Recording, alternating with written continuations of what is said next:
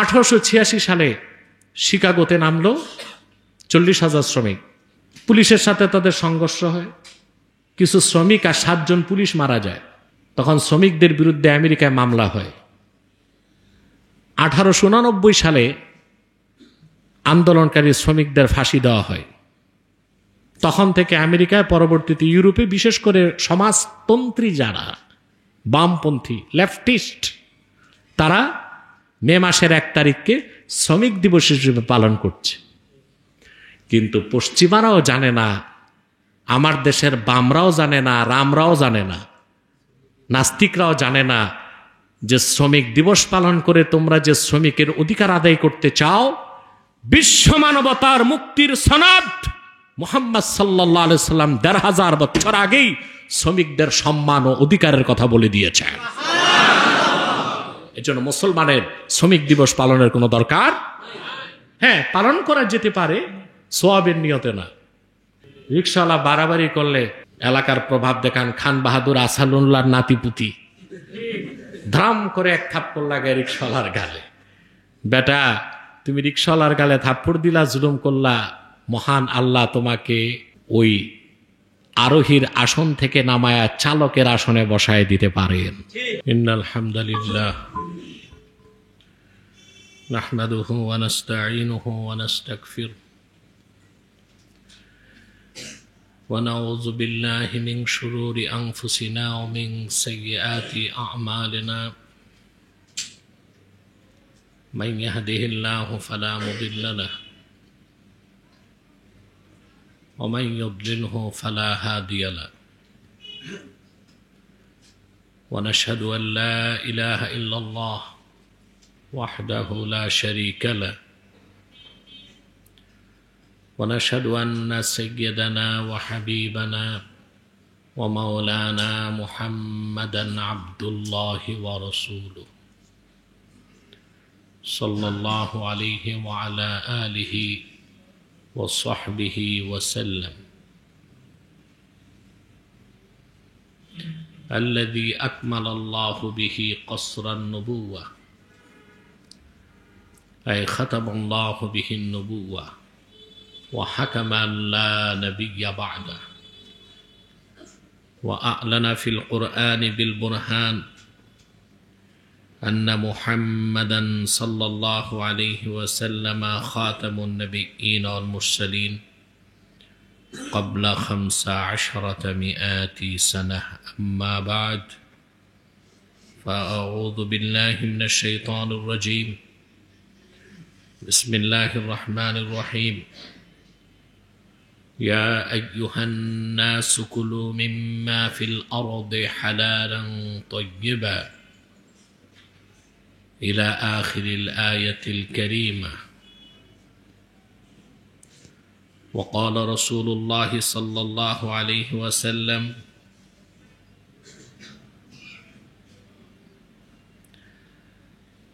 أعطوا الأجير أجره قبل أن يجف عرقه.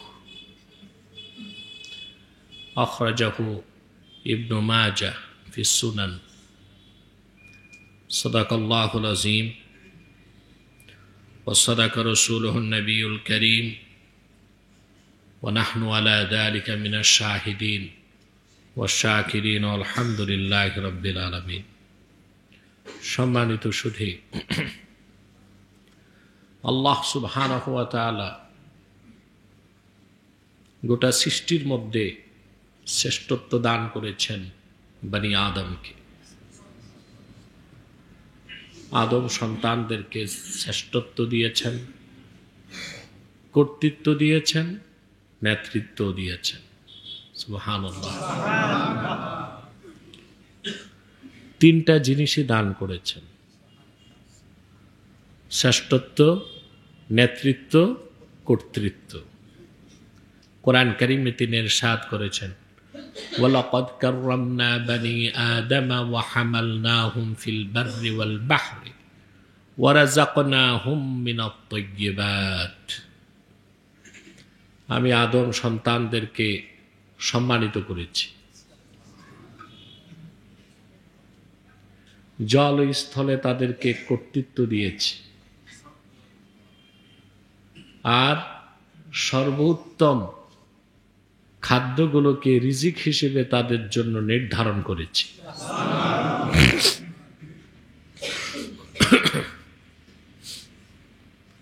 আল্লাহ তাআলা রিজিক হিসেবে যা দিয়েছেন মানুষকে সবটাই উত্তম এবং পবিত্র, হালাল এবং তাইয়্যিব।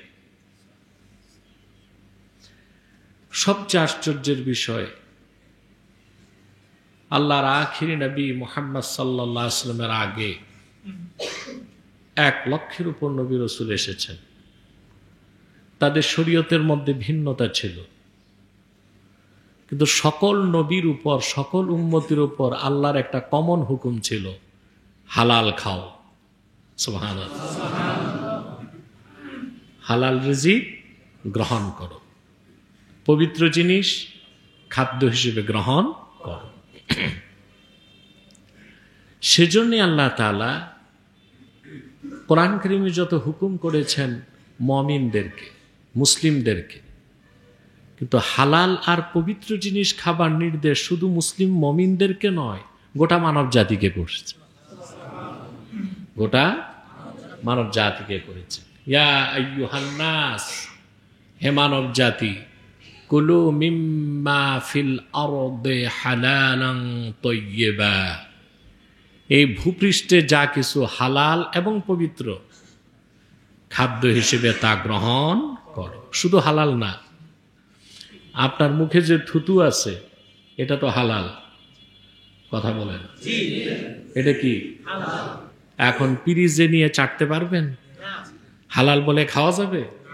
হালাল হলেও এটা তাইয়্যিব না, কি না? হালাল হলেও তাইয়্যিবাত না, ঠিক কিনা?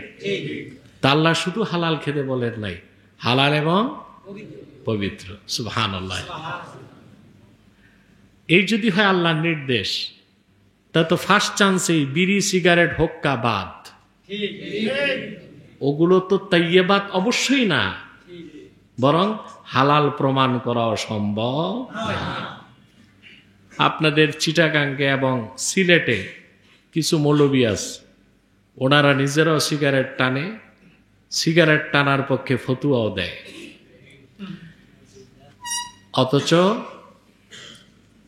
ইজমায়ে উম্মাত আহলুল আরব সমস্ত আলেম একমত, সারা দুনিয়ার সমস্ত আলেম একমত, এটা ইজমা। শুরবুত তাদখিন, দুখান, এগুলো হারাম। এগুলো কি? যদিও হানাফিগণ বলেন মাকরু তাহরিমা, কিন্তু আহলুল আরব সরাসরি হারাম বলেন, মাকরুও তারা বলেন না। অতএব ইজমা যেখানে আছে সেখানে কতিপয় মৌলবী বিড়ি সিগারেট হুক্কাকে হালাল প্রমাণ করতে চাইলেও এটাকে হালাল প্রমাণ করা সম্ভব না। এই মৌলবী সাহেবদেরকে যদি জিজ্ঞেস করেন আপনার ফতুয়ার পক্ষে ফতুয়ার কিতাব কোনটা, বুঝেন না, বলবে ফাতোয়া ইন্ডিয়া। ফাতাওয়া এটা বুঝেন? একটা তো আছে ফাতাওয়া হিন্দিয়া, ফতোয়া আলমগিরি, ফাতাওয়া হিন্দিয়া, আর এটা হচ্ছে ইন্দি, ফাতাওয়া ইন্দিয়া, অর্থাৎ এটা আমার নিজের ফতোয়া। এখন শত চেষ্টার পরে এরা বড়জোর প্রমাণ করতে পারবে হালাল কি, কিন্তু আল্লাহ কি শুধু হালাল খেতে বলছেন? তাইয়্যিবাত। তাহলে দেখা যাচ্ছে আপনার বিড়ি সিগারেট হুক্কা এগুলো খাওয়ার কোনো সুযোগ নেই। বড়জোর হালাল প্রমাণ করলেও দুনিয়ার কোনো মৌলবীর তাইয়্যিবাত এটা প্রমাণ করতে, তাইয়্যিবাতের অন্তর্ভুক্ত প্রমাণ করতে পারবে না। মুমিনের প্রত্যেকটি ইবাদত এবং দোয়া কবুলের জন্য শর্ত হচ্ছে হালাল খাওয়া। শর্ত কি? হালাল খাওয়া। আল্লাহ পাক যখন কোরআন কারীমের আয়াত নাজিল করলেন, ইয়া আইয়ুহান নাসু কুলু মিম্মা ফিল আরদি হালালান তাইয়্যিবা, হে মানব জাতি তোমরা ভূপৃষ্ঠে যা কিছু হালাল ও পবিত্রতা গ্রহণ করো। সাদ ইবনে আবি ওয়াক্কাস রাদিয়াল্লাহু তাআলা আনহু তিনি আল্লাহর হাবিব সাল্লাল্লাহু আলাইহি ওয়াসাল্লামের কাছে এসে একদিন বললেন, ইয়া রাসূলুল্লাহ সাল্লাল্লাহু আলাইহি ওয়াসাল্লাম, উদউল্লাহ আন ইয়াজআলানি মুস্তাজাবাদ দাওয়াহ। এমন এক দোয়াই রাসূলুল্লাহর কাছে চাইছেন যে দোয়া কবুল হইলে তার আর কিছু লাগবে না। তিনি আল্লাহর হাবিবকে বললেন, আল্লাহ রাসূল সাল্লাল্লাহু আলাইহি ওয়াসাল্লাম, আপনি আল্লাহর কাছে দোয়া করেন যেন আল্লাহ আমাকে মুস্তাজাবুদ দাওয়া বানায় দেন, অর্থাৎ আমি দোয়া করলেই যেন দোয়া কবুল হয়।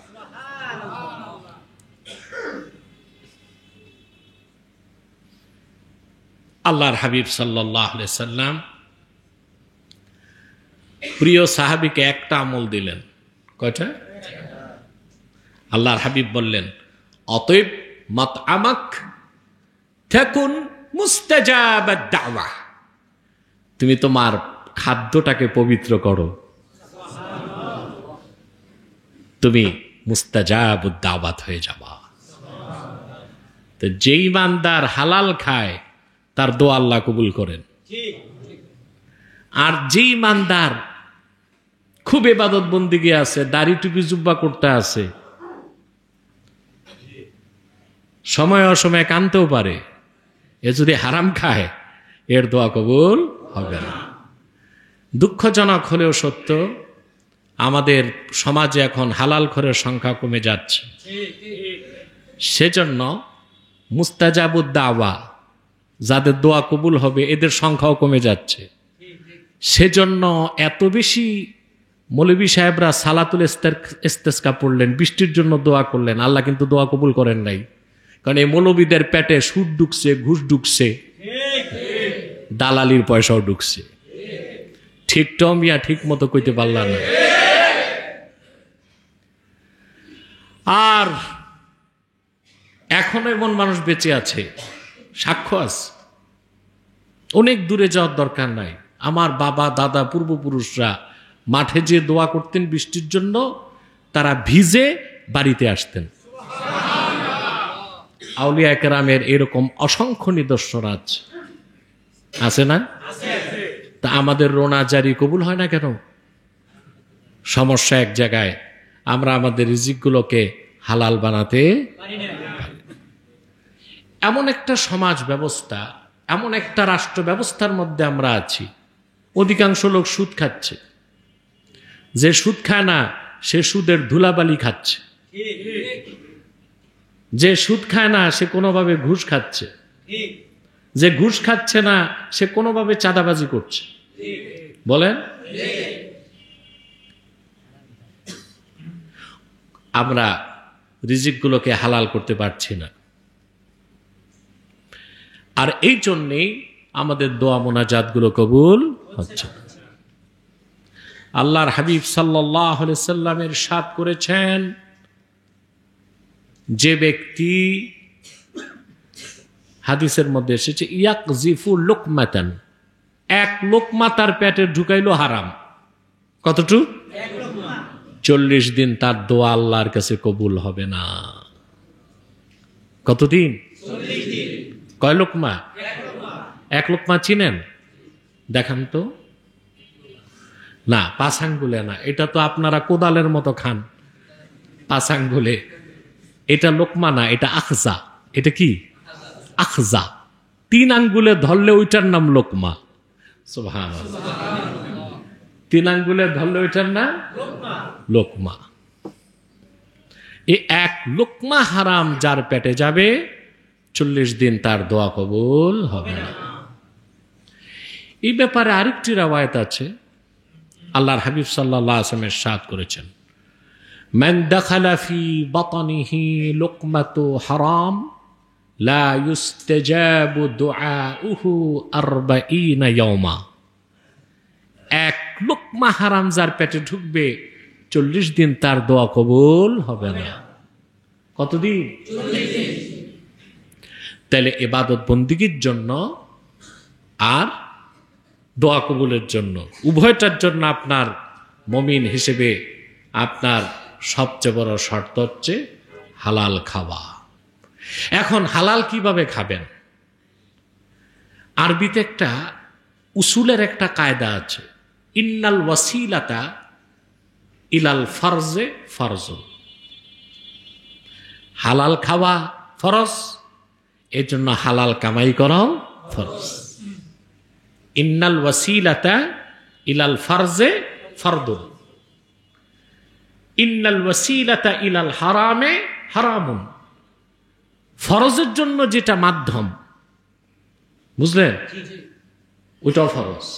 ওইটাও কি ফরজ। নামাজ পড়া কি, অজু করা কি, অজুর পানি জোগাড় করে রাখাও ফরজ, ঠিক কিনা? আপনি অজু করবেন কেমন করে? তো যেটা ফরজ সম্পাদনের জন্য যে মাধ্যমটা প্রয়োজন সেটাও ফরজ। সেটাও কি? যে জারিয়া বা যে মাধ্যমের কারণে হারাম হতে পারে ওইটাও হারাম, ওটাও কি? এই জন্য কঠিনভাবে শরীয়তে বলা হয়েছে সাদ্দু জারায়, সাদ্দু জারায়, হারামের, হারাম কাজের যে জারিয়া, যে মাধ্যম, ওগুলোকে বন্ধ করে দিতে হবে। ফতুয়াটা আমি এখনো দিচ্ছি না, দিতে হবে কয়েকদিন পর। অপ্রাপ্ত বয়স্ক ছেলে মেয়েদেরকে মোবাইল ও ফেসবুক দেওয়া হারাম, বুঝেন নাই? আনমেচিউরড, বালেক বালেগা হয় নাই, তাদেরকে মোবাইল ও ফেসবুক দেওয়া হারাম। একমত আমার সাথে? এটা কোন ফতোয়ার কিতাবে আছে? উসুল এটার প্রমাণ দেয়। যে বাচ্চাগুলো অপ্রাপ্ত বয়স্কে এ মোবাইল ও ফেসবুক প্ল্যাটফর্মে ঢুকে স্মার্ট মোবাইলের মাধ্যমে, তো বিবাহিত পুরুষ ও বিবাহিত মেয়েরাই তো ধ্বংস হয়ে যাচ্ছে, পরকীয়া বেড়ে যাচ্ছে, সংসারে অশান্তির আগুন জ্বলছে, কলহ বেড়ে চলছে, স্বামী স্ত্রীর বিচ্ছেদ হচ্ছে। আর বিবাহ বহির্ভূত বিবাহিত জীবনে প্রবেশের আগে যদি ছেলে মেয়ে মোবাইল হাতে নেয়, আর তার যদি স্মার্টফোন হয় এবং সেখানে যদি ফেসবুক থাকে, ওই ছেলে বা মেয়ে তার পড়াশোনা নষ্ট হবে, অনৈতিক কাজে সে জড়িয়ে পড়বে, অসংখ্য হারাম ও গুনাহের কাজ তার দ্বারা অবিসম্ভাবী হয়ে যাবে মোবাইলের কারণে। তো ইন্নাল ওয়াসিলাতা ইলাল হারামে হারাম, যে জিনিস মানুষকে নিশ্চিত হারামের দিকে নিয়ে যায় ওই মাধ্যমটাও হারাম। সেজন্য অপ্রাপ্তবয়স্কা ছেলে মেয়েদেরকে মোবাইল এবং স্মার্টফোন ফেসবুকের সাথে দেওয়াটা আমার দৃষ্টিতে বর্তমান মুক্তাজা হাল হিসেবে আমি বলছি এটা হারাম। বাপ মা কোনোদিনও এই কাজটা করবেন না, করবেন? এই দেখেন না সংসারগুলো ভেঙে যাচ্ছে কেন? কথা বলেন। ছেলে বিদেশ যায়, বেকুব যেদিন বিয়ে করছে পরের দিন টিকেট। আরে এটা কি হারামজাদা টাইপের মানুষ না? কথা বলেন। বিয়ে করছে আজকে, কালকে তার ফ্লাইট, বিয়েটা পরে করতে। কথা বলেন। মুলা গলায় ঝুলায়া তোমারে কে বলছে বিদেশ যাইতে? গেছে তো গেছে, যায়া অ্যাকাউন্ট করছে বউয়ের নামে, পাঠাইছে 2.5 লাখ টাকার স্মার্টফোন, ফেসবুক ওপেন, 10 বছর পর আসছে, বিয়ে করে গেছে 10 বছর। এটা কি পুরুষ না কাপুরুষ না নপুংসক? কথা বলে। বিয়ের একদিন পর বিদেশ গেছে, 10 বছর পর আসছে, এটা তো আমি তো পুরুষ বলতে পারি না,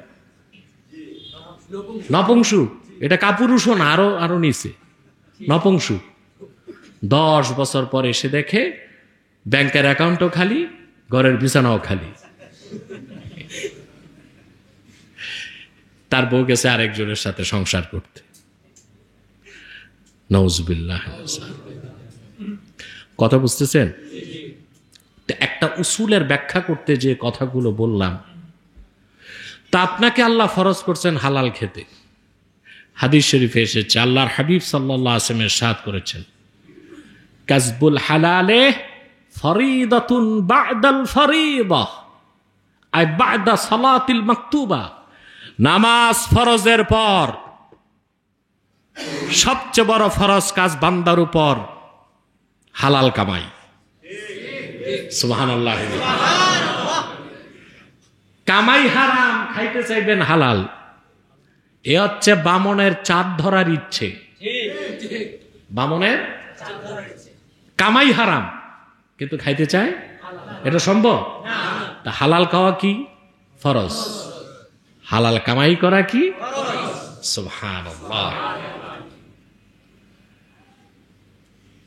শুধু ফরজ নয়,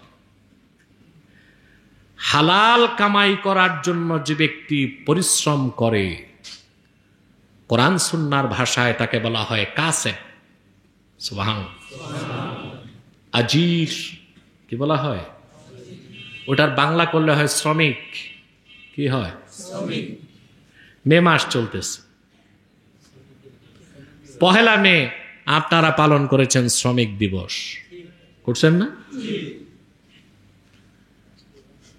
শ্রমিক দিবস পালন করছেন আপনারা। কেন শ্রমিক দিবস? এটার একটা ইতিহাস আছে। 1886 সালে, কত সালে? আমেরিকাতে একটা শহর আছে শিকাগো, ওখানে 40,000 শ্রমিক আন্দোলনে নামছে, যা আমাদের বেতন ভাতা ঠিক মতো পাই না। বেতন ভাতা তাদেরকে কাজ করানো হতো 12 ঘন্টা, তারা বললো যে না, 8 ঘন্টার বেশি আমরা কাজ করব না। শ্রমিকদের আন্দোলন আমেরিকায় হয়েছে 1886 সালে, আর আমাদের দেশে আন্দোলন এখনো চলতেছে। কথা বলে চলতেছে না? তার মানে এখন আমরা শ্রমিকদের অধিকার আদায় করতে পারি নাই, শ্রমিকদের সম্মান দিতে পারি নাই, তাদের ন্যায্য দাবি পালন করতে আদায় করতে পারি নাই। 1886 সালে শিকাগোতে নামলো 40,000 শ্রমিক। তখন পুলিশের সাথে তাদের সংঘর্ষ হয়। সংঘর্ষে প্রায় কিছু শ্রমিক আর 7 জন পুলিশ মারা যায়। বুঝলেন? তখন শ্রমিকদের বিরুদ্ধে আমেরিকায় মামলা হয়। 1889 সালে আন্দোলনকারী শ্রমিকদের ফাঁসি দেওয়া হয়। তখন থেকে আমেরিকায়, পরবর্তীতে ইউরোপে, বিশেষ করে সমাজতন্ত্রী যারা বামপন্থী লেফটিস্ট, তারা মে মাসের 1 তারিখকে শ্রমিক দিবস হিসেবে পালন করছে। কিন্তু পশ্চিমারাও জানে না, আমার দেশের বামরাও জানে না, রামরাও জানে না, নাস্তিকরাও জানে না যে শ্রমিক দিবস পালন করে তোমরা যে শ্রমিকের অধিকার আদায় করতে চাও, বিশ্ব মানবতার মুক্তির সনদ মুহাম্মদ সাল্লাল্লাহু আলাইহি সাল্লাম 1500 বছর আগেই শ্রমিকদের সম্মান ও অধিকারের কথা বলে দিয়েছেন। এজন্য মুসলমানের শ্রমিক দিবস পালনের কোনো দরকার, হ্যাঁ পালন করা যেতে পারে, সওয়াবের নিয়তে না, রেওয়াজ হিসেবে। কি হিসেবে? কি হিসেবে? তাহলে শ্রমিকের মর্যাদা ইসলাম যা দিয়েছে তা কেউ দিতে পারবে না। শ্রমিক দাস দাসী, তাদেরকে আল্লাহর হাবিব বলেছেন তোমাদের ভাই। সুবহানাল্লাহ।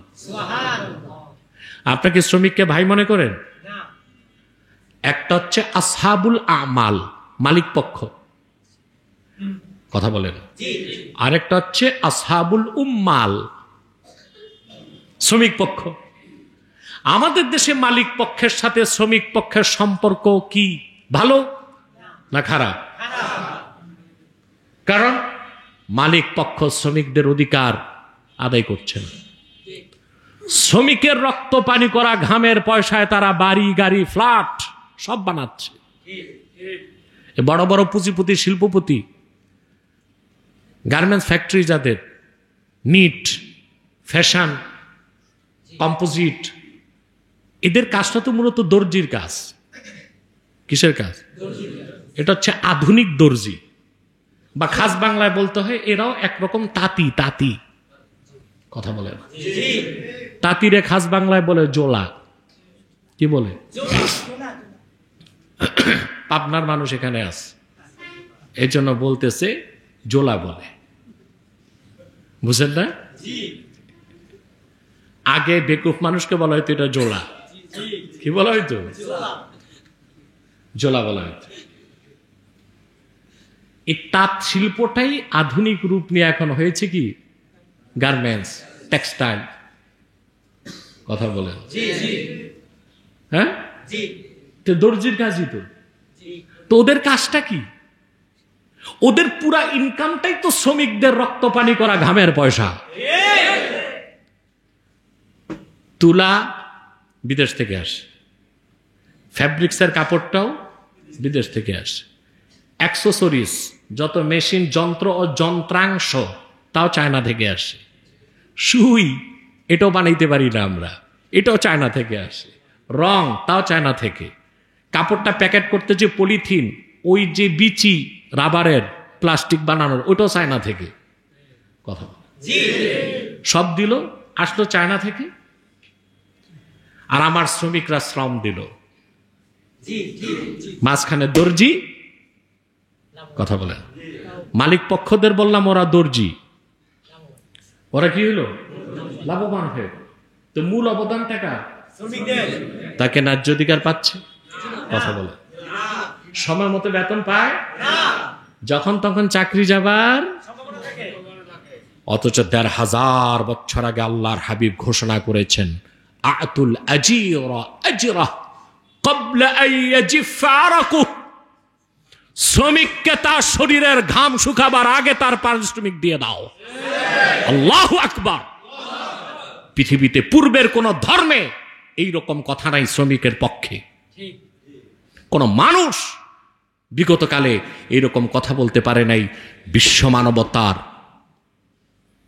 মুক্তির সানাদ, সুবহানাল্লাহ। গোটা বিশ্বের মানুষকে যিনি মানবতা শিক্ষা দিলেন, মুহাম্মদ সাল্লাল্লাহু আলাইহি সাল্লাম ১,৫০০ বছর আগে এই ঘোষণা দিয়েছেন, শ্রমিককে তার ঘাম শুকাবার আগে তার পারিশ্রমিক পরিশোধ করো। সুবহানাল্লাহ। শুধু কি তাই? বুখারী শরীফের মধ্যে এসেছে, আল্লাহ পাক বলেন, আল্লাহর হাবিব বলেছেন সাল্লাল্লাহু আলাইহি সাল্লাম, আল্লাহ বলেছেন হাদিসে কুদসি, আল্লাহ বলেন কিয়ামতের দিন স্বয়ং আমি আল্লাহ ৩ প্রকার ব্যক্তির বিরুদ্ধে বিচারের দায়িত্ব নিব। কয় প্রকার? তার মধ্যে এক প্রকার হচ্ছে রাজুলুন ইস্তাজারা আজিরান ফাস্তাওফা মিনহু ওয়া লাম ইউতিহি আজরাহ, যে ব্যক্তি শ্রমিককে তার কাজে নিয়োজিত করলো, কন্ট্রাক্ট হইছে সারা দিনে এত টাকা দিবে, কিন্তু দিন শেষে শ্রমিককে তার পাওনা পরিশোধ করলো না, সেই অত্যাচারী জালেমকে আল্লাহ কাল কিয়ামতে হাসর ময়দানে বিচারের কাঠগড়ায় দাঁড় করায় দিবেন। শ্রমিকের অধিকার কত বেশি, সুবহানাল্লাহ। শ্রমিকের মর্যাদা কত বেশি। ওরা তো 1886 সালে শ্রমিক আন্দোলন শুরু করছে, আর ইসলাম শ্রমিকের সম্মান অধিকার প্রতিষ্ঠা করেছে ১,৫০০ বছর আগে। সুবহানাল্লাহ। শ্রমিকের মর্যাদা কতটুকু? শ্রমিক মানে ব্যাপক অর্থে আপনার কর্মচারী, আপনার শ্রমিক। আপনার কর্মচারী, যারা সরকারি চাকরি করে ওরাও শ্রমিক, হাতের কামাই। যত বড় অফিসার হোক তার কাজ কিন্তু হাতে। কথা বলেন? তার কাজ কিসে? হাতে। যত বড় আমলা হোক কামলা হোক, সে তার মেধা দিচ্ছে, বুদ্ধি দিচ্ছে, হাত লাগাচ্ছে। এটা ব্যবসা না, এটা চাকরি। তারাও শ্রমিকের আওতায় চলে আসে। কথা বুঝেন না? মজদুর, কৃষক, এরা সব শ্রমিক। যে রিক্সা চালাচ্ছে সে শ্রমিক, ঠিক কিনা? আপনারা তো চেষ্টা করেন রিক্সাওয়ালাকে ভাড়া কম দিতে, অথচ আপনাদের উচিত 10 টাকা বাড়ায় দাও। রিক্সাওয়ালা বাড়াবাড়ি করলে আপনি এলাকার প্রভাব দেখান, খান বাহাদুর আসাদুল্লাহর নাতিপুতি, ধাম করে এক থাপ্পড় লাগে রিক্সাওয়ালার গালে। বেটা, তুমি রিক্সাওয়ালার গালে থাপ্পড় দিলা, জুলুম করলা, মহান আল্লাহ তোমাকে ওই আরোহীর আসন থেকে নামায়া চালকের আসনে বসায় দিতে পারেন, পারেন না? এই শ্রমিক, অধীনস্থ শ্রমিক, দাস দাসী, তাদের সাথে কি ব্যবহার করতে হবে? দাস প্রথার বিরুদ্ধে পশ্চিমারা সোচ্চার না? দাস প্রথার বিরুদ্ধে ওরা আইন করেছে ব্রিটেনে। কেন করছে? পশ্চিমাদের কোনো একটা কাজের উদ্দেশ্য ভালো ছিল না। দাস প্রথা কেন তারা বিলুপ্ত করছে ইতিহাস তো জানেন না। আফ্রিকা থেকে, উত্তর আমেরিকা থেকে, ল্যাটিন আমেরিকা থেকে দাসদেরকে কিনা হতো উচ্চ মূল্যে। তখন ব্রিটেন দেখলো তার শিল্প বিপ্লব ঘটে গেছে, অতএব ফ্যাক্টরিগুলোতে এত উচ্চ মূল্যে দাস এনে কাজে লাগাইলে ব্যবসার ক্ষতি। তখন দাস প্রথা রহিত করে কম পয়সায় শ্রমিকদের নেওয়া শুরু করলো। খাতায় কলমে দাস প্রথা রহিত করে গোটা শ্রমিক সমাজকে পশ্চিমারা দাস বানায় দিয়েছে। কথা বলেন?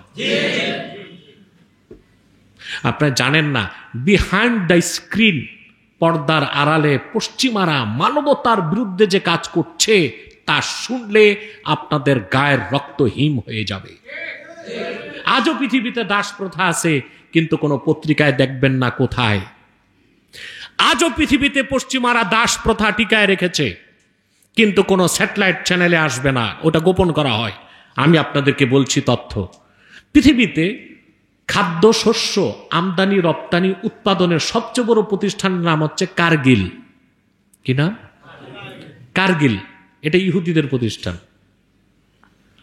ওরা শুধুমাত্র আমেরিকাতেই, মার্কিন যুক্তরাষ্ট্রে প্রতি বছরে $4 বিলিয়ন খাদ্য রপ্তানি করে। পৃথিবীর যত ধরনের খাদ্য আছে, চাল ডাল, শাক সবজি, গম, হেজেলনাট, তারপরে কোকোনাট, কাজু বাদাম, পেস্তা, আখরোট, শস্য, তেল, ভোজ্য তেল, এ সব কিছু তারা উৎপাদন করে।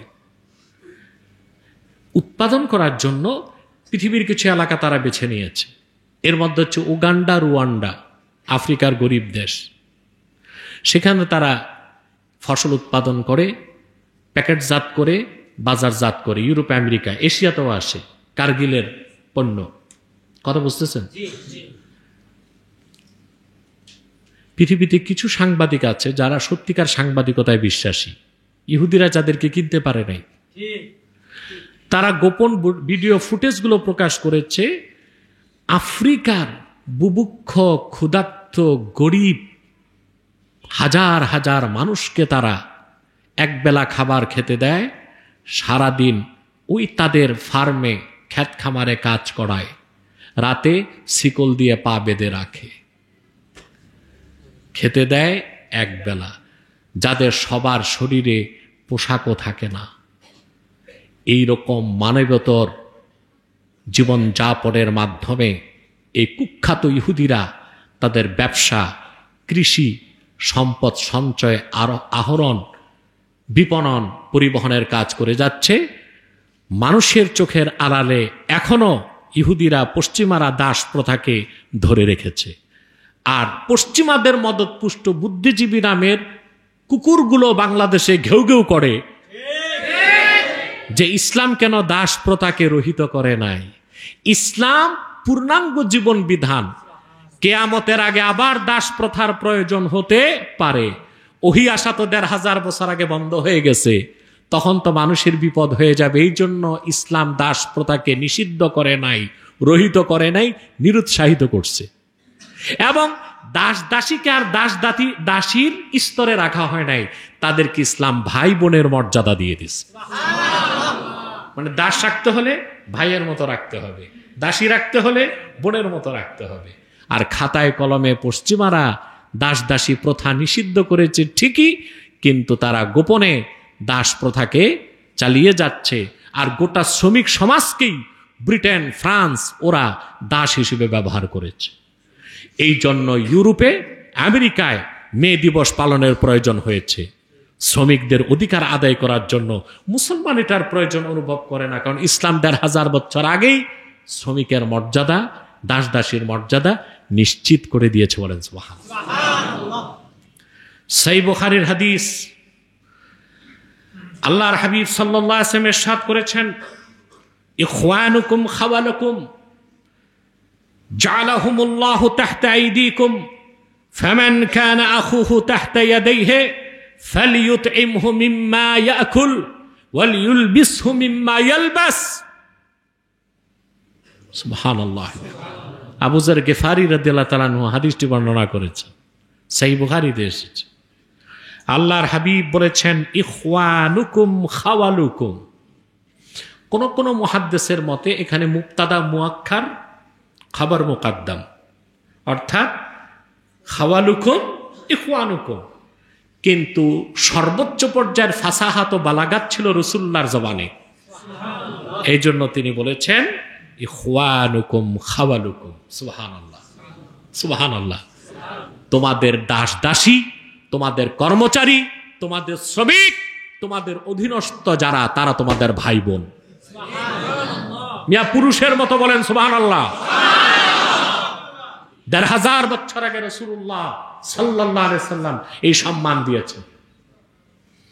তারপরে বলেছেন, জাআলাহুমুল্লাহু তাহতা আইদিকুম। আল্লাহ তাআলাই তাদেরকে তোমাদের অধীনস্থ করেছেন। আপনার মালিক বানাইছে কে? আল্লাহ। শ্রমিক বানাইছে কে? আল্লাহ। দাতারে কে বানাইছে? গ্রহিতা ভিক্ষুকরে কে বানাইছে? আল্লাহ। পয়সার গর্মিতে আমরা অনেক সময় তা ভুলে যাই, ঠিক কিনা? ভুলে যাই না?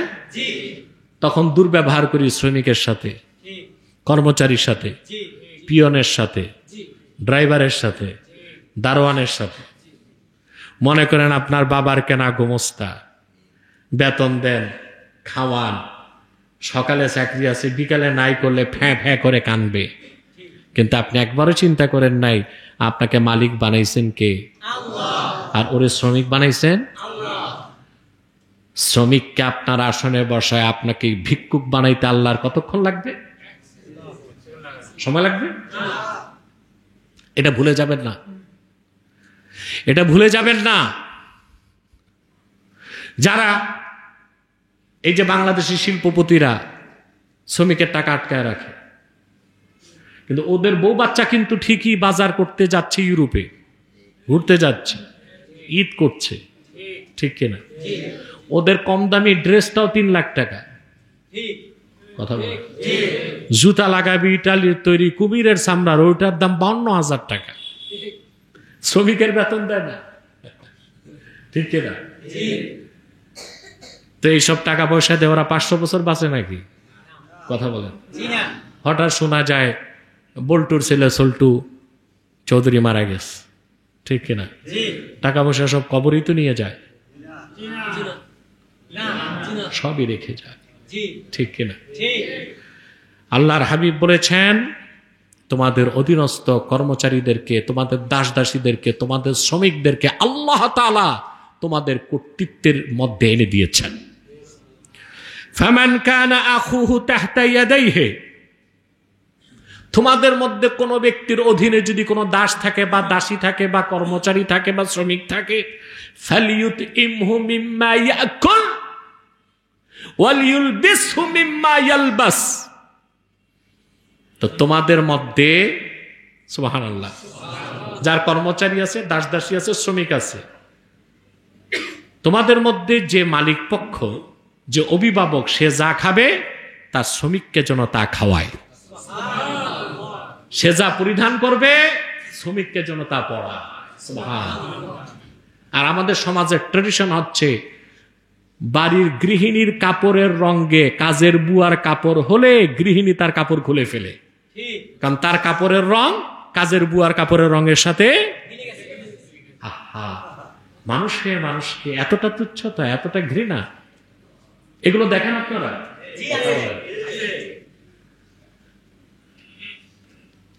সে যা খাবে তার কর্মচারীকে তা খাওয়াবে। কথা বলেন।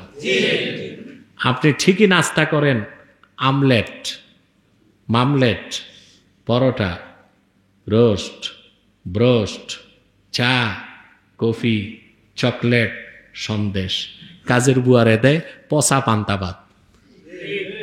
ঠিকটাও কইলেন না। এটাই কাজ? ইসলাম এটা শিখেছে? আল্লাহর হাবিবের নির্দেশ, তুমি যা খাবা তাকে তাই খাওয়াবা। কোথায় এখনকার এই যে ধনী মানুষগুলো যখন ড্রাইভার নিয়ে চলে, খেতে বসলে ড্রাইভারকে তো পাশেও বসতে দেয় না।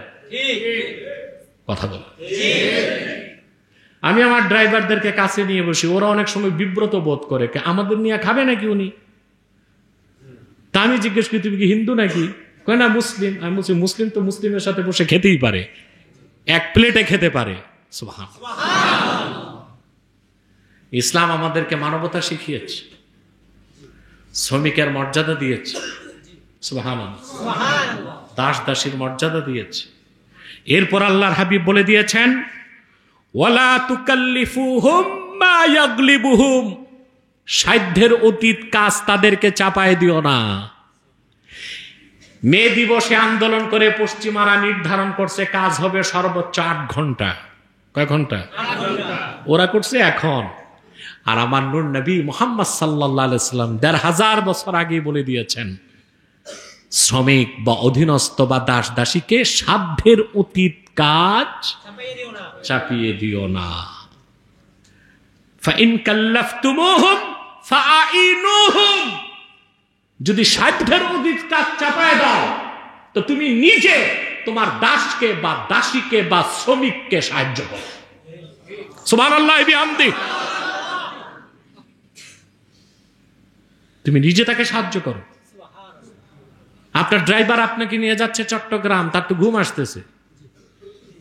চট্টগ্রাম থেকে আসার পর আপনি পাঠালেন আপনার ছেলেকে স্কুলে, তো ঘুমাবে কখন? চিটাং থেকে এসে ড্রাইভারকে ঘুমাতে দিয়ে আপনি গাড়ি চালাই স্কুলে যাবেন। কথা বলেন। মানুষকে তো আপনারা মানুষ মনে করেন না। স্কুল থেকে বাচ্চা আসার পর বউ যায় মার্কেটে, তো বেটা ঘুমাবে কখন? এটা কি ঘোড়া নাকি যে দাঁড়ায় ঘুমায় যাবে? কথা বলেন না। তো মানুষ তো বিছানায় তো পিঠ লাগাইতে হবে। তা আপনি যদি ড্রাইভিং জানেন, আপনি ড্রাইভারকে ঘুমাতে দিয়া আপনি গাড়ি চালা, তাকে সহযোগিতা করেন। আপনি মনে করবেন মাসে 30,000 টাকা দিয়ে ও কাজ করবে না কেন? কথা বলেন। এটা হারাম হবে। কি হবে? নাজায়েজ হবে, অন্যায় কাজ হবে। কথা বুঝতেছেন? সম্মানিত সুধী, ইসলাম, আপনি যদি শ্রমিকের সম্পদ কম দেন, আপনার শাস্তি সবচেয়ে কঠিন। কঠিন না? আল্লাহর হাবিব সাল্লাল্লাহু আলাইহি ওয়াসাল্লাম ইরশাদ করেছেন, মান ইকতাতা হাক্কা মুসলিমিন বিয়ামিনিহি হারামাল্লাহু আলাইহিল জান্নাহ ওয়া আওজাবা লাহুন নার। ক্বালু ওয়া ইন কানা শাইআন ইয়াসীরা। ক্বালা সাল্লাল্লাহু আলাইহি ওয়াসাল্লাম ওয়া ইন কানা কাদিবা।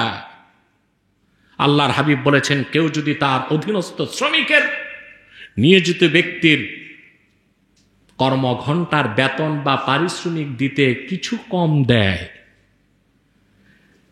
তার জন্য জান্নাত আল্লাহ হারাম করে দিবেন, জাহান্নাম ওয়াজিব হয়ে যাবে। সাহাবা কেরাম বললেন, ইয়া রাসূলুল্লাহ সাল্লাল্লাহু আলাইহি ওয়াসাল্লাম, সামান্য কিছু যদি কম দেওয়া হয়? আল্লাহর হাবিব বলেছেন, একটা কাঠের টুকরাও যদি সে প্রাপ্য হয় আর তা না দেওয়া হয়, সেজন্য জাহান্নামে জ্বলতে হবে। আর আজ শ্রমিকদের বেতন 8 মাস 10 মাসও পাওয়া যায় না। এই শ্রমিকদের বেতন না দিতে পেরে পাটকলগুলো বন্ধ হয়েছে বাংলাদেশ। শ্রমিকদের বদদোয়ায়। কাদের বদদোয়া? তারপরে বিভিন্ন ফ্যাক্টরিতে, বিভিন্ন সরকারিগুলোতে বেতন পেয়ে যায়, বেসরকারি প্রতিষ্ঠানগুলোতে বড় বড় অফিসারদের বেতন আটকায় রাখা হয় মাসের পর মাস। তারা তো কর্মচারী, ঠিক কিনা? তাদের শরীরের ঘাম শুকাবার আগে তাদের পারিশ্রমিক দেওয়া উচিত কিনা বলেন? সম্মানিত সুধী, শ্রমিকদের প্রতি, অধীনস্থদের প্রতি, কৃষকের প্রতি, মজদুরের প্রতি, অসহায়, অসুস্থ, দুস্থ, আর্ত, খাদ্যহীন, বস্ত্রহীন, তাদের প্রতি আপনি যদি দয়া করেন, আল্লাহ আপনার উপর দয়া করবেন। আল্লাহর হাবিব সাল্লাল্লাহু আলাইহি ওয়াসাল্লাম ইরশাদ করেছেন, আর-রাহিমুনা ইয়ারহামুহুমুর রাহমান ইরহামু মান ফিল আরদি ইয়ারহামুকুম মান ফিস সামা। যারা দয়াশীল, মানুষের সাথে দয়ার সাথে মিলিত হয়, যারা কি দয়াশীল, মানুষের প্রতি যারা দয়া করে, অধীনস্থ, কর্মচারী, শ্রমিক, দাস দাসী, তাদের প্রতি যারা দয়া করে, রাহাম করে, অসুস্থ, আর্ত, মানবতার সেবায় যারা নিজেদেরকে নিয়োজিত করে, রহমান আল্লাহ তাআলা তাদের প্রতি দয়া করবেন। আল্লাহর হাবিব বলেছেন, যারা জমিনে আছে তাদের প্রতি রহম করো, যিনি আকাশে আছেন তোমাদের উপর রহম করবেন। সুবহানাল্লাহ।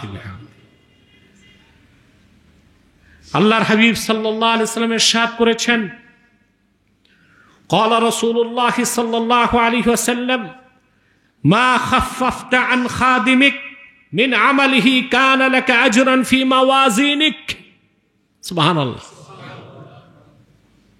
তুমি যদি তোমার অধীনস্থ হোক শ্রমিক, আমেল, কর্মচারী, তার কোনো কাজ যদি কমায় দাও, হালকা করে দাও, আল্লাহ তাআলা তোমার মিজানের পাল্লাকে ভারী করে দিবেন। আর যে এর বিপরীতটা করেন, মিজানের পাল্লা হালকা হয়ে যাবে, আপনাকে জাহান্নামে যেতে হবে। অতএব আমরা এই কথাগুলো স্মরণ রেখে অধীনস্থদের প্রতি যত্নশীল হব। মে মাস, মে দিবস পালন হচ্ছে, এসব হচ্ছে ভুয়া, মিথ্যা, ফেক। ইসলাম শ্রমিকের যে অধিকার দিয়েছে, ওটি যদি আমরা বাস্তবায়ন করতে পারতাম, তা আমার দেশে কোনো শ্রমিক না খেয়ে মরত না, ন্যায্য বেতন পেত। আজকে গার্মেন্টস ফ্যাক্টরিগুলোতে আগুন লেগে মানুষ মরে যায়, কোনো জরিমানা আছে? কতটা ইনজাস্টিস, অবিচার। আমি সিঙ্গাপুরে একজন ব্যারিস্টার আছে, ওই দেশে, তো তার ল ফার্মে যিনি জেনারেল ম্যানেজার, তিনি আমার মুরিদ। তিনি আমাকে বললেন, তার ব্যারিস্টারের কাজ হচ্ছে শ্রমিকদের অধিকার মামলা করে আদায় করে দেওয়া। তো যা পায় শ্রমিকরা, একটা কমিশন তিনি নিয়ে নেন। আপনি অবাক হবেন, সিঙ্গাপুরে কোনো শ্রমিকের একটা আঙ্গুল কেটে গেলে বর্তমানে বাংলাদেশি 1 কোটি টাকা তাকে জরিমানা দেওয়া হয়, মালিক পক্ষ দেয়। কত? 1 কোটি টাকা। আর যদি কাজ করতে যে কোনো শ্রমিক মরে যায়, বাংলাদেশের 3 থেকে 3.5 কোটি টাকা পাবে তার পরিবার। আর আমাদের দেশে গার্মেন্টসে আগুন লেগে শ্রমিক মরে পুড়ে কয়লা হয়ে যায়, তাদের কোনো জরিমানা নাই। আমার মনে আছে, এটা 2003-04 হবে, পাশে একটা ফ্যাক্টরিতে আগুন লেগেছে, নামটা আমি জানি না। ওখানে আগুন লেগে অনেক মানুষ পুড়ে মরেছে, এবং মানুষ পোড়া গন্ধ আমরা নাকি পেয়েছি। তৎকালীন স্বরাষ্ট্রমন্ত্রী আসছে, মন্ত্রীরা আসছে, সাংবাদিকরা আসছে। দেখা গেল আগুন লাগার পর মালিক পক্ষ ফ্যাক্টরির গেট বন্ধ করে দিস। যে গেট খোলা থাকতো তাহলে এতগুলো মানুষ মরতো না। শ্রমিকগুলো মরে গেল, আমি জানি না নাম কেউ আসতে তাদেরকে জরিমানার নামে কোনো প্রহসন করা হয়েছে কিনা আমি জানি না, কিন্তু মালিক পক্ষ তো ঘোষ বিয়তে আছে।